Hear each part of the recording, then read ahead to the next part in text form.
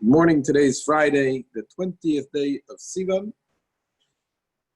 And we're holding in the middle of chapter 7 of Shaar, Hayichud, VEHAEMUNA, the gateway to unity and faith.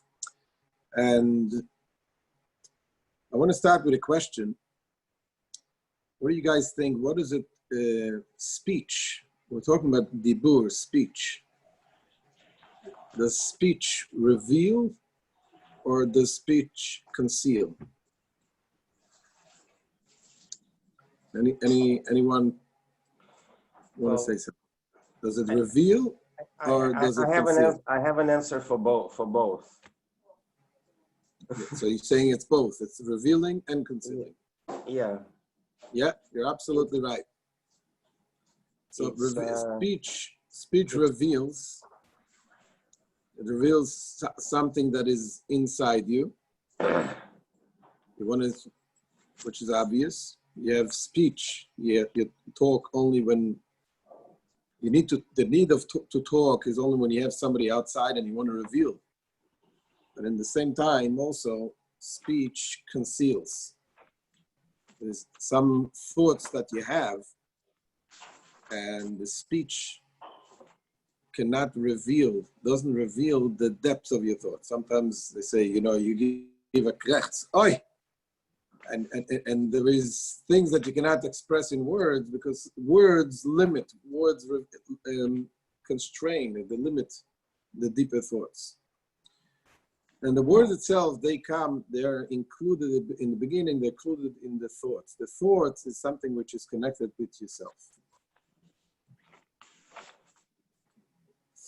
Thoughts is for yourself, the speech is for others, and it reveals, but in the same time also it conceals. So we were talking yesterday about Hashem's kingdom. Kingdom is also referred to as speech, because speech is the concept of kingdom. Kingdom is reigning, kingdom on others. So when we're talking about the kingdom, we spoke yesterday that Hashem's kingdom can only be if there is something outside of him. Ein melech b'lo am. There is no king without a people. So this is the purpose, this is the reason, we explained, why Hashem revealed his kingdom. This is why Hashem reduced and brought us, the worlds, into being in a way that we feel ourselves as separate entities. And in order to do this, there is the two names of Hashem. There is a name of Hashem which represents Avaya, Yud, Kei, and Vav, and the Kei, which represents the Hashem, the way he is above the world, and the infinite, which is not connected to the world, and the way is the Elohim, the way he constrains and contracts himself into connect to this world.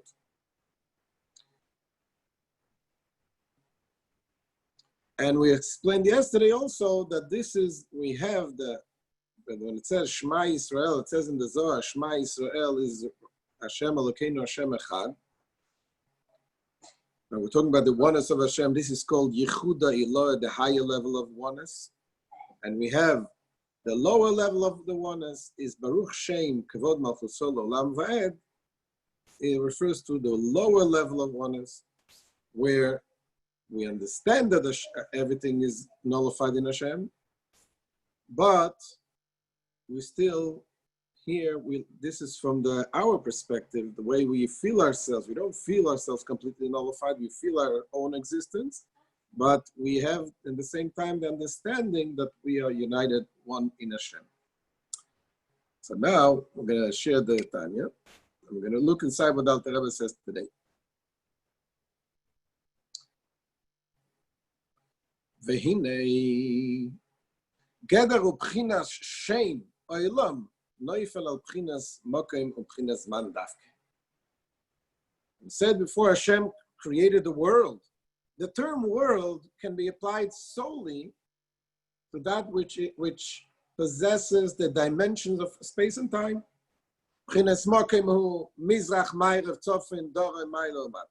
Space referring to east, west, north, south, upwards and downwards. And time referring to past, present, and future.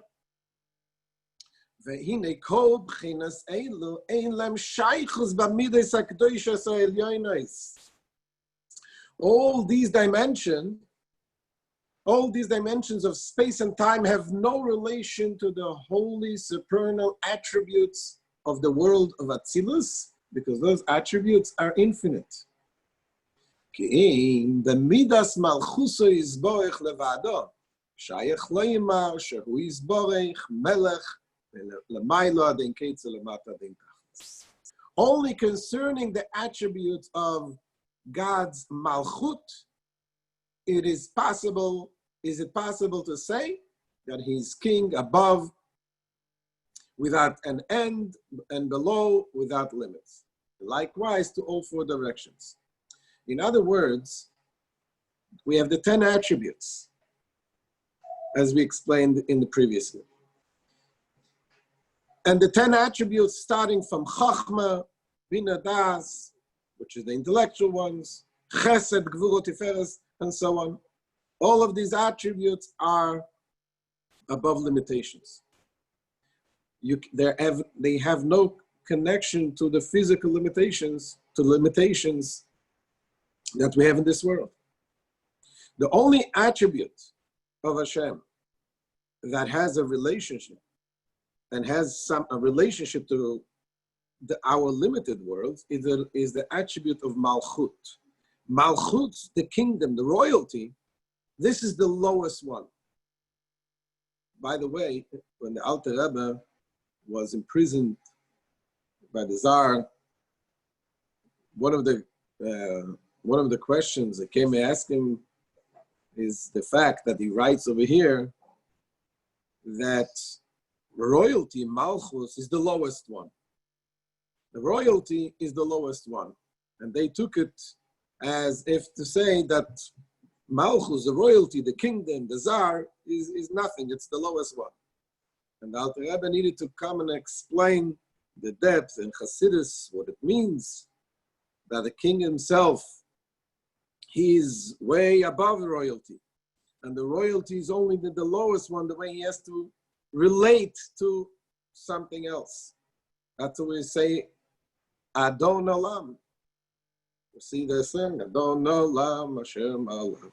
The Adon Olam, the master of the king of the world, Hashem Malach, that was king.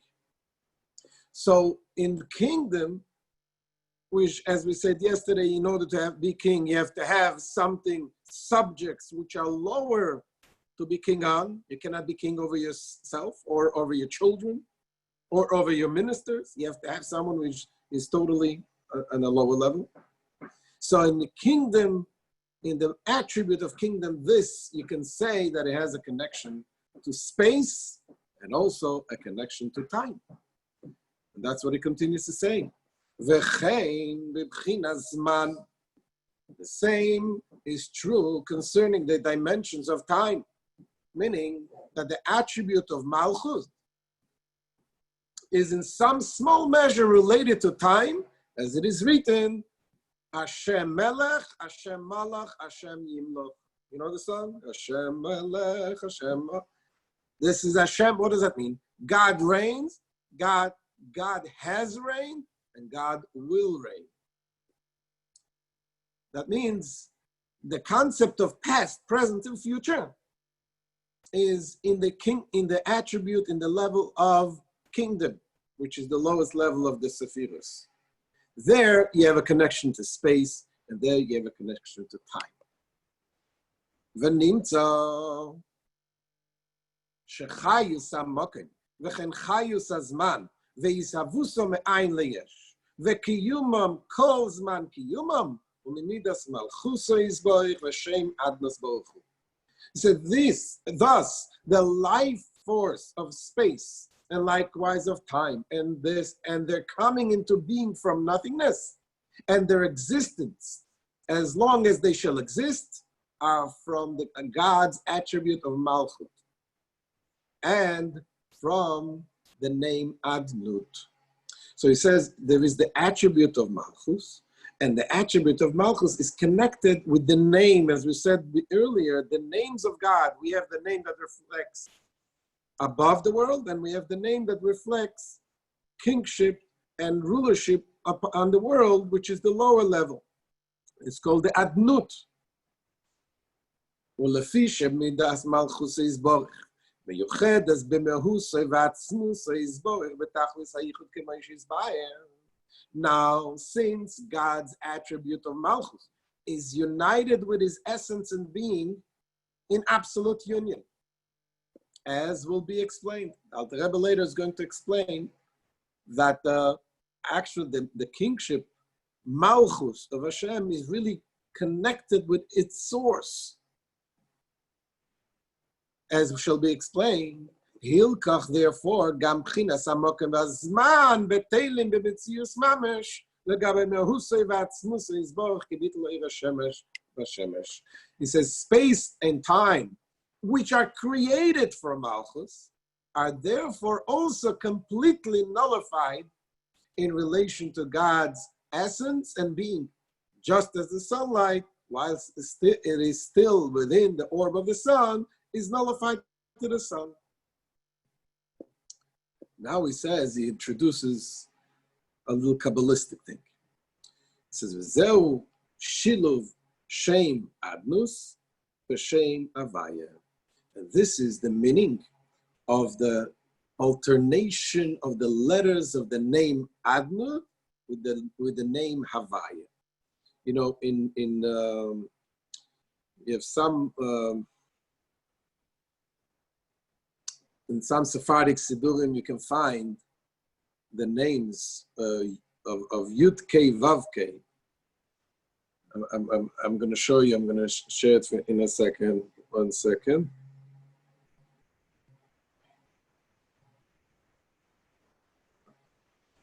The names Yud K Vav K, sometimes they put them, they intertwine in the name of Aleph Dalad Nun Yud. These are the two names of Hashem. Look. See over here. Yeah. We say Shema Yisrael Hashem. So after Hashem, you see you have Yud, Aleph, Hey, Daled, Vav, Nun, Hey, Yud. What is this? This is, you have the Yud, and you have Yud, K, Vav, K. This is every second letter. Begins with the Yud, then Aleph, then you have the Hey, the Vav, and the Hey. And then inside it, you have intertwined the Aleph, the second, and the fourth, and the sixth, and the eighth letter is Aleph Daled Nun Yud. So you have the name of Aleph Daled Nun Yud intertwined within the name of Havaya, which represents the fact that you have Hashem, the name of Hashem, which represents the lower level. The level that is connected with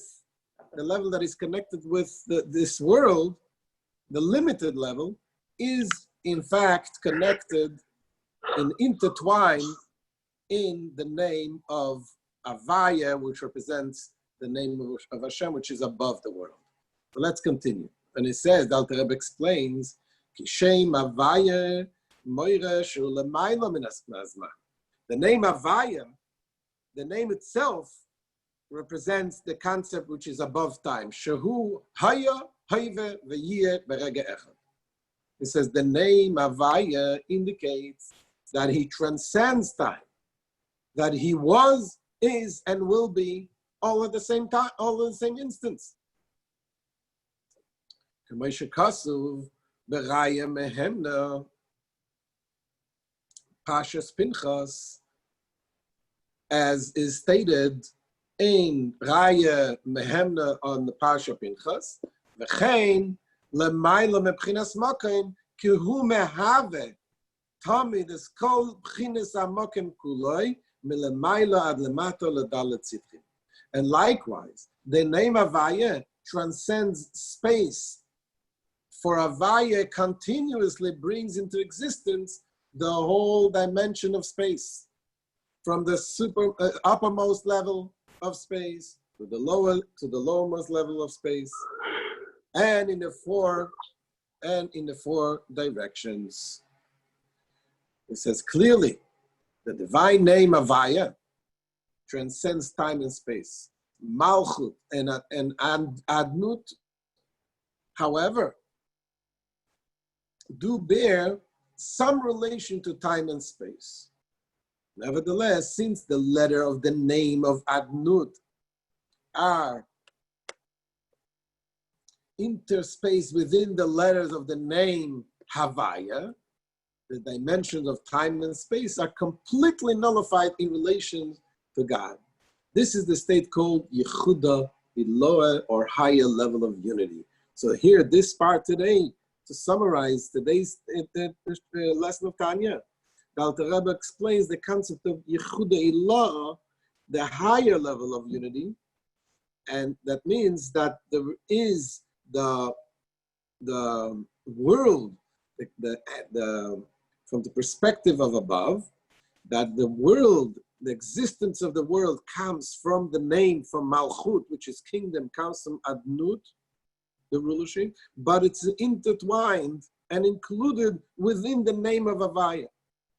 When you intertwine two names, it depends which name, which letter comes first. The letter that comes first, let's say you have Havaya, Yud Kei Vav Kei, and Aleph Daled Nun Yud. So when you have the Yud before the Aleph, that means that the Yud Kei Vav Kei is the more dominant one. And the Adnut is included in the Havaya. When you have the other way around, when you have Aleph and then the Yud, then you have the Adnut, the dominant one, meaning the rulership of the world, the existence of the world is more the dominant one. But then as we'll explain tomorrow, you have the lower one, the dominant one, but in the same time, it's the bitul that is nullified to the higher one, because the higher Havaya is included and intertwined in the Adnut.